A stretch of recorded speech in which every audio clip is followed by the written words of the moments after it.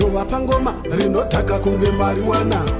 denga razondisimutsa randipachiedza nhasi noyeuka chandinokumbira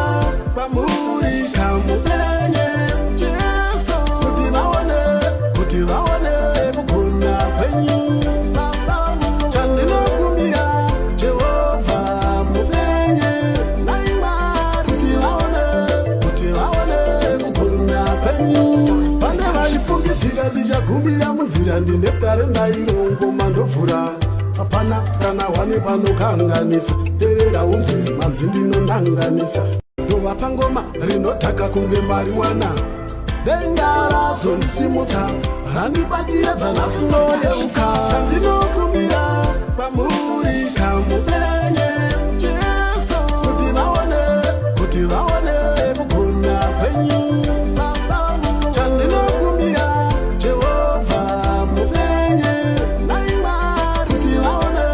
kuti vaone kugona kwenyu pane vaifungidzira ndichagumira munzira ndine dare ndairongoma ndovhura hapana kana wane panokanganisa terera unzwi manzi ndinonanganisa